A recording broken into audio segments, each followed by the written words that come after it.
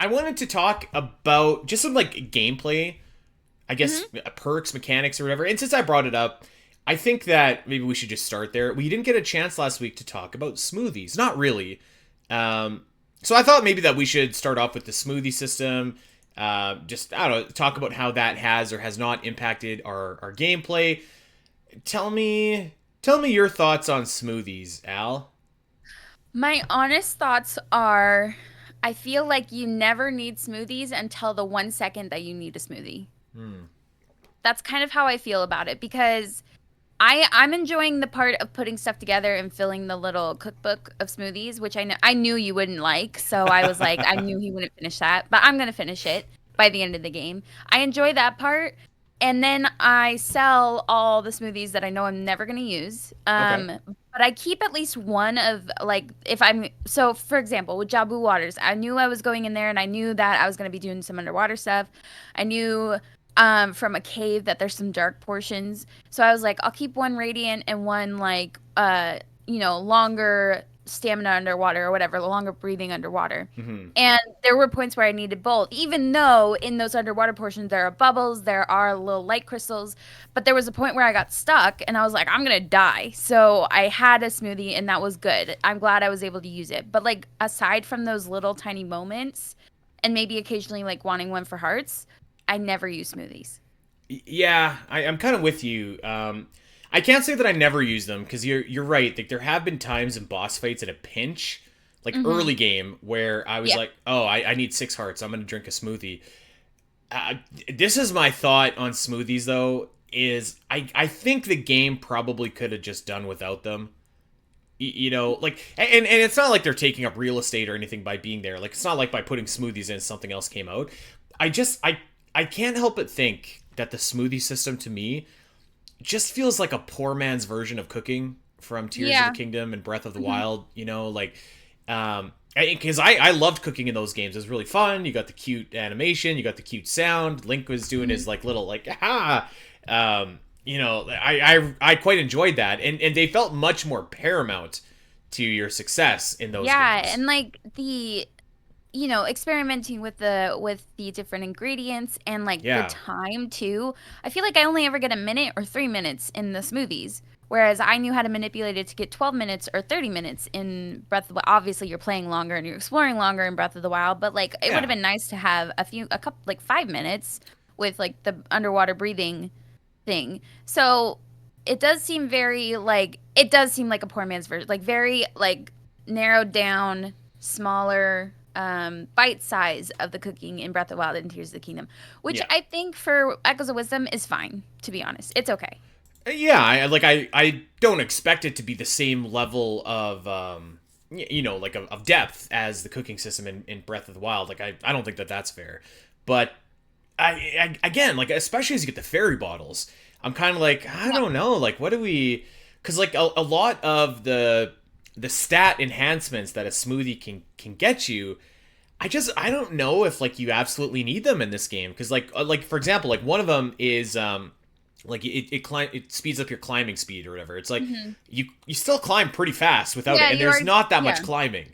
Um, Plus, and somebody made this comment, is like the accessories really help with what yeah, smoothies do anyways. Of yeah, course, you don't get them until you're kind of like almost done with a certain area, but if you go back to explore, you have those accessories now. You don't need smoothies.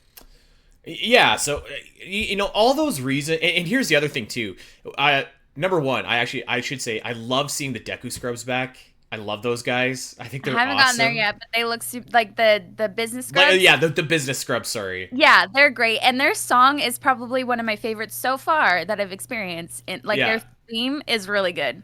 they're it's just like I don't know they're so charming to me to like see these guys and they're always hustling. Yeah, They got their they're hustle such on. hustlers. But like I love seeing them, but yeah, like the actual process to make a smoothie, it must be shorter than cooking in Breath of the Wild, but man, it feels way longer to me.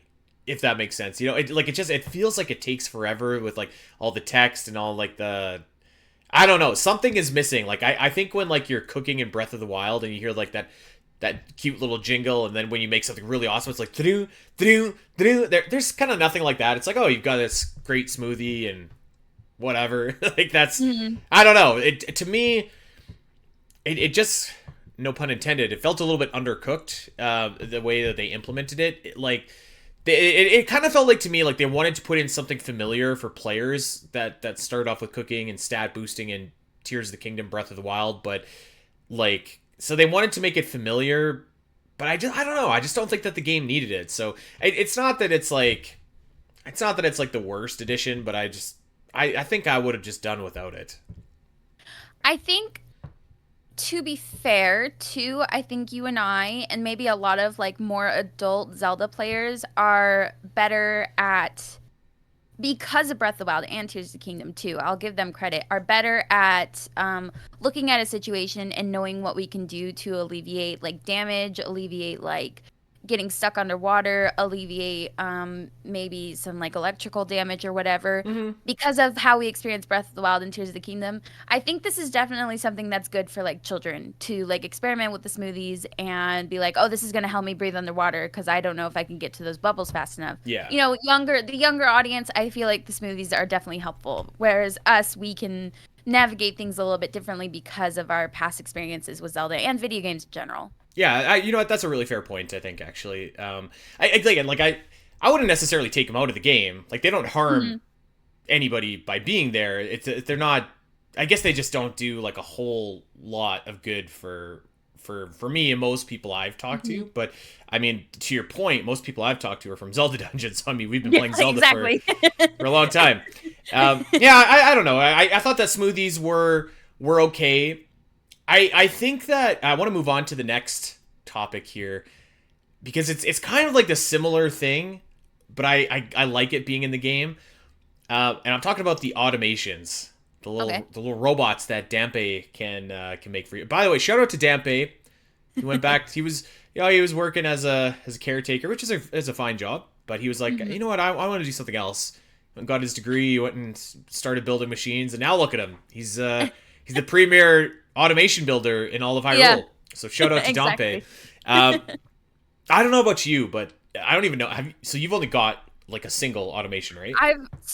Because I finished Hyrule Castle and started exploring, that's when you can meet Dampe, I'm pretty sure. And I've only gotten the one automation so far, because I think the next one you need to go to Eldin to kind of get something for it.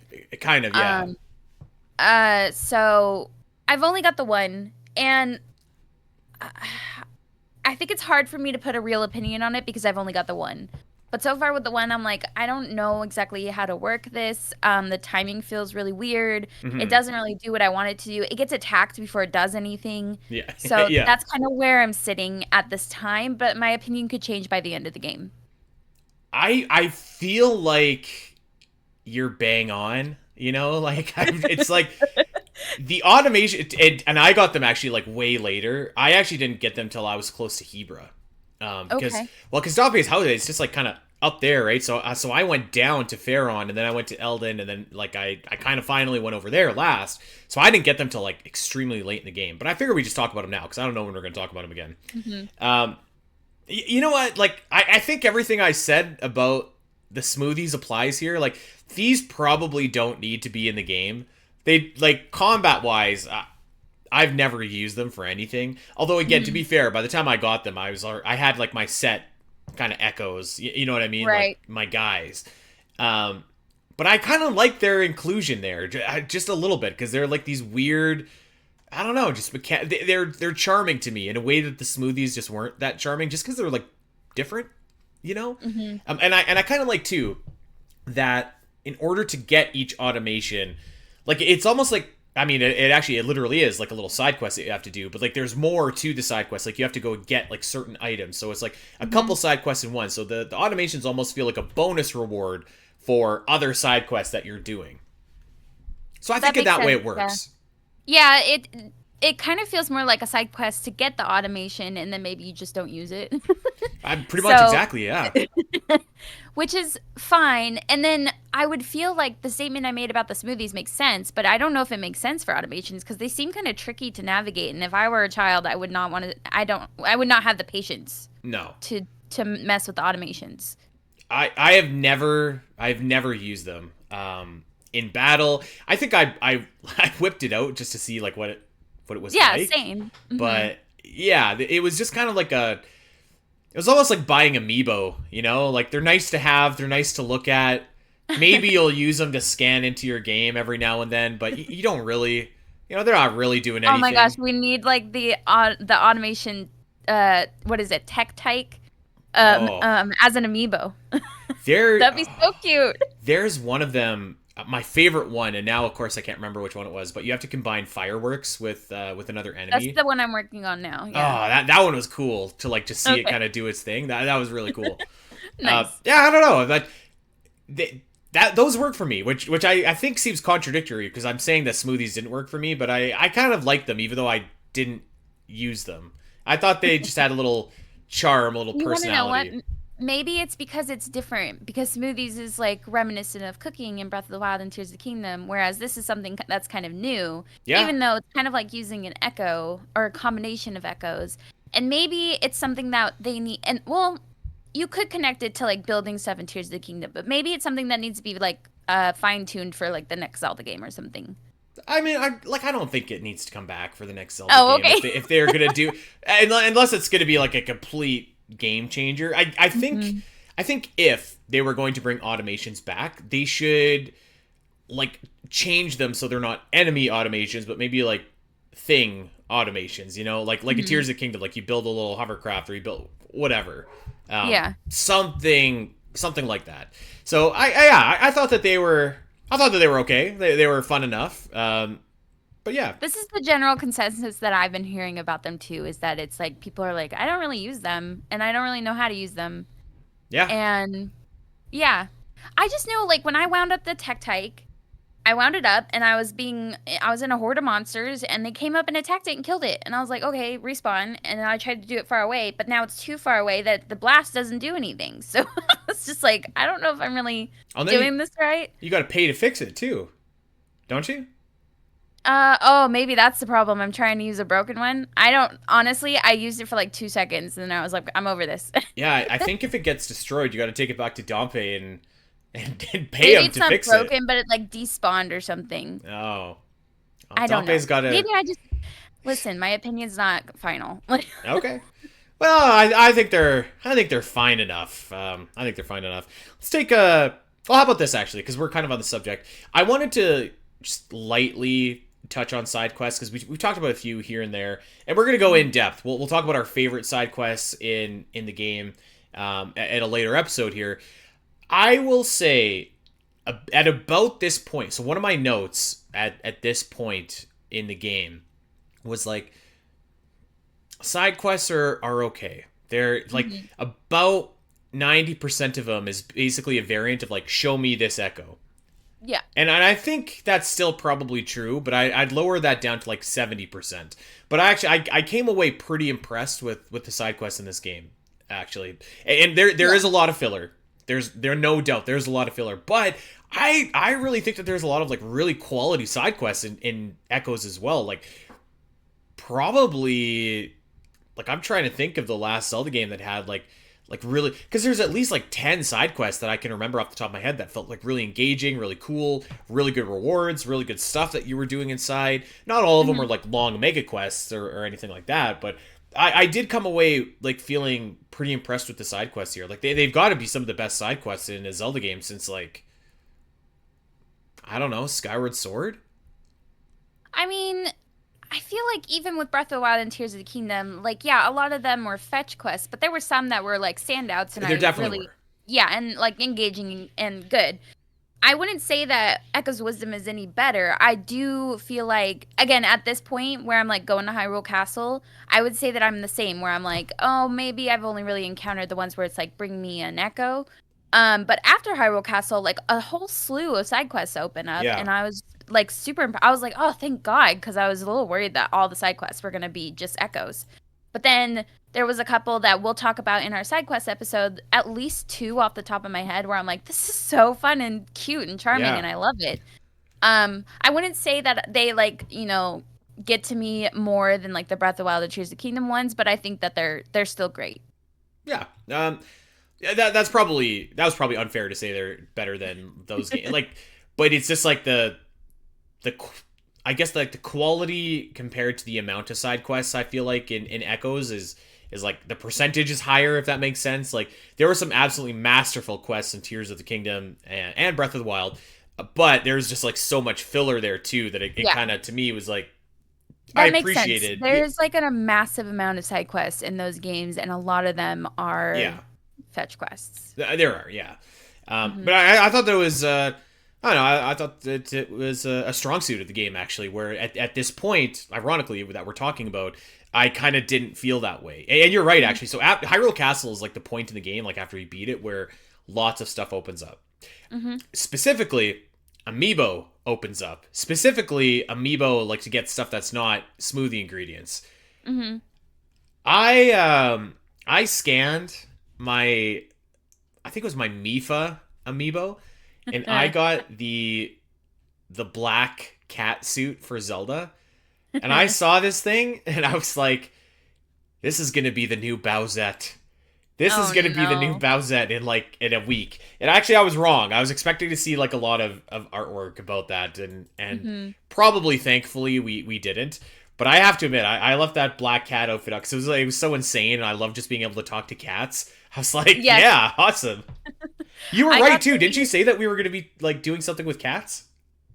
I was totally wrong about what we were going to be doing with cats, but I hoped we would be able to interact with them at least, and we can. So yeah, I think that's really cool. I haven't actually scanned in the amiibo yet. It's kind of I have them. You can't see them, but they're all up on my shelf. It's kind of a pain to get them all off my shelf Mm, and then scan them and then put them back. yeah. So I haven't done that yet. I'm gonna have to look up a list because I'm gonna want everything, and then I'll just use what is necessary.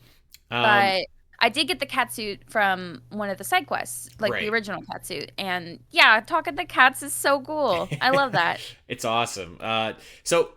So there's I think there's three suits that you can get from scan. So there's the black cat suit, which is any amiibo, like a Zelda amiibo, but not actual Zelda or Link. Hmm. Link will give you a blue tunic. Zelda amiibo will give you a red tunic. So I got all those guys too. Okay, that makes sense. And I don't think there's anything else. I could be wrong, but I don't think so.